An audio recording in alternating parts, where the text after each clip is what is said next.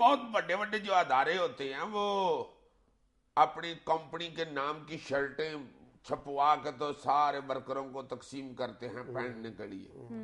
तो ये जो दुनिया चैनल वाले हैं दूजी सालगिरह इन्होंने की है। अच्छा। ये को अपनी कंपनी के नाम के स्वेटर नहीं तकसीम कर रहे हैं इधर। चल बनियान से सीधा जंप स्वेटर पे किया है। कल को कहोगे कोट नहीं तकसीम कर रहे हैं, 3 पीस नहीं तकसीम कर रहे हैं। वाह तेरी सादगी अजीजी।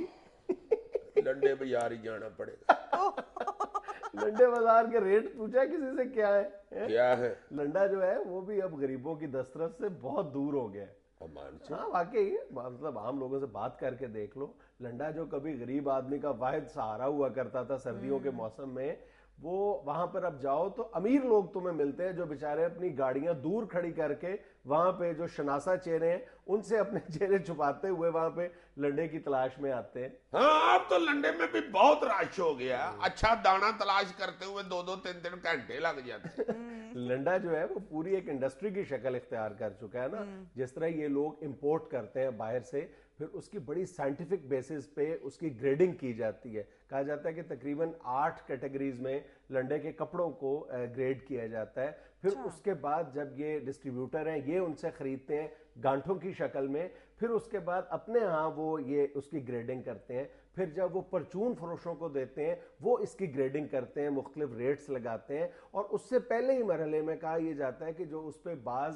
जो इम्पोर्टेड जो कीमती चीज़ें लगी होती हैं, मसलन जिप है और ये जो शोल्डर पैड है, बुकरम है, ये जो कीमती नौयत की चीज़ें हैं ये पहले ही उतार ली जाती हैं और ये उतार कर अलग फरोख्त की जाती हैं। और गरीबों की रसाई तो अब सिर्फ फटे पुराने कपड़ों तक रह गई है। हाँ, मैं तुम्हें बता रहा हूं ना, वहां पे अच्छा दाना तलाश करने के लिए कोई अच्छा स्वेटर या अच्छा कोट बड़ा मुश्किल हो गया हुआ है। और मैंने ये भी देखा कि अब लोग वाकफकार ढूंढते हैं कि यार इसको पता है किस गली में किस अंदर से सज्जे हाथ होके कौन सी दुकान है जहां पे। और सर वैसे हमारी फैशन इंडस्ट्री ने भी इसको बहुत ज़्यादा प्रमोट किया है, क्योंकि जितने भी डिजाइनर्स हैं ना वो अपने सैंपल जो तैयार करते हैं वो मटेरियल लंडे से ही उठाते हैं। और खुद डिजाइनरों का भी हुलिया इसी तरह का हो गया हुआ है जैसे वो भी लंडे की गंड से ही निकले हुए। बाल बड़े बड़े जुड़े हुए, पोनियां की हुई, शेमें बड़ी हुई और अजीब सी वो डिजाइनिंग से चल फिर रहे होते हैं। अक्सर तो वैसे जिनाना तबीयत के भी पाए जाते हैं। मैंने ये डिजाइन किया है ना, लुक स्मार्ट। वो मुझे ऐसे लगता है कि कोई लंडे की किसी गांठ में से कोई कीड़ा लड़ गया हुआ बेचारे को, इसलिए बीमार फिर रहा है। ये हमारे यहाँ लंडे का कल्चर है ना, ये सरकारी तौर पर जो मुतारफ करवाने का सेहरा है ये भुट्टो साहब के सर जाता है। जब 1973 में हमारे हालात बहुत ख़राब थे सकूत पाकिस्तान के बाद, उस वक्त पहली बार भुट्टो साहब ने यूरोप से बाकायदा जो फटे पुराने या पुराने कपड़े जो थे, एटलीस्ट यूज्ड कपड़े थे, वो यूरोप से इंपोर्ट किए थे। और उस वक्त ये था कि जो सारी जो कोट पैंट बनियान स्वेटर जितनी चीज़ें थी इनका यकसा रेट था, 2-2 रुपए में गरीब लोगों को फराम किए जाते थे। अब ये बात कहाँ से कहाँ जा पहुंची है। तो ये उधर यूरोप के किसी लंडे बाजार से ये लाए थे कपड़े। इसके बारे में मतलब मुख्तलिफ आ रहा है कि लंडे को लंडा क्यों कहा जाता है। हाँ। लेकिन जो एक उसमें से राय ये है जो बहुत ज्यादा मुसद्दिका नहीं है कि यूरोप का कोई कस्बा था मारियाना, वहां पे लिंडा नाम की एक औरत थी जो मुख्तलिफ घरों से यूज्ड कपड़े कलेक्ट किया करती थी। फिर लोगों को पता चला तो लोगों ने आज खुद उसके पास जाके उसको कपड़े देना शुरू कर दिए जो उसके इस्तेमाल के लिए थे। उसके पास इतने ज्यादा ये कपड़े जमा हो गए यूज्ड कि उसने फिर बाकायदा इसकी एक मार्केट बना ली थी जहां पे वो ये कपड़े, पुराने कपड़े, इस्तेमाल शुदा कपड़े फरोख्त किया करती थी। फिर ये जब उस औरत के नाम से, लिंडा के नाम से जब ये बर्रे सगीर में आया तो फिर ये लंडा मशहूर हुआ। और ये जो लाहौर का लंडा बाजार है इसके बारे में भी ये कहा जाता है कि ये एशिया का सबसे पुराना इस्तेमाल शुदा चीज़ों का बाजार है।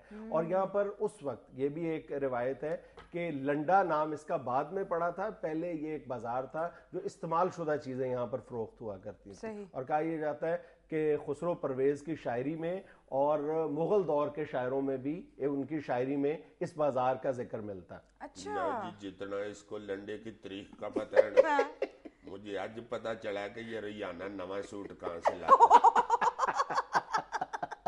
एक दो दफा मैंने इसकी टाई सूंघी है, उसमें से मुझे माइकल पिकोटो की खुशबू आई है।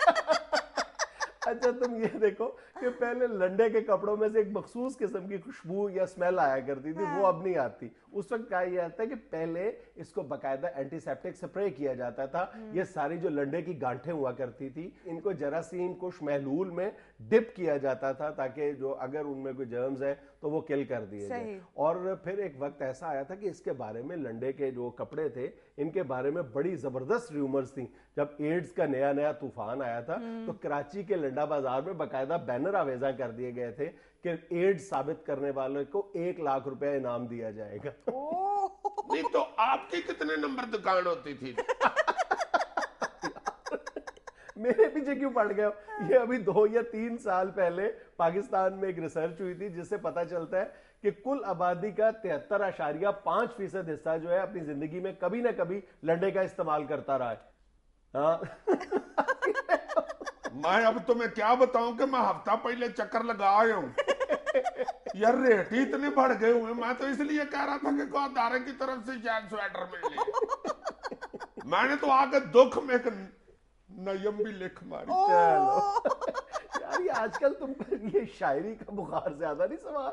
यार नजम सुनोगे तुम्हें सर्दी लगने लग जाएगी। इस किस्म के रेट हुए हैं लंडे में।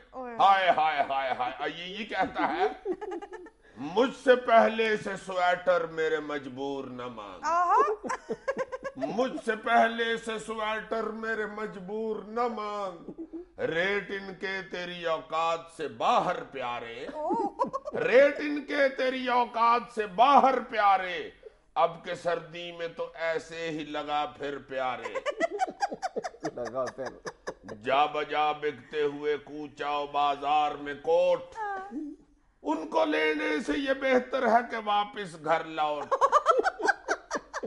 इतने पैसों में स्वेटर नहीं मिलना तुझको, 150-200 में तो मफलर नहीं मिलना तुझको, मुझसे पहले से स्वेटर मेरे मजबूर न मान। नाज़रीन, वक्त है कमर्शियल ब्रेक का, हमारे साथ रहिएगा। यार मैं जितना अच्छा शायर होता जा रहा हूं, मैं किसी मुशायरे में फैंटी न खा बैठा। पुराने शायर जेलस होते हैं न्यू कमर से।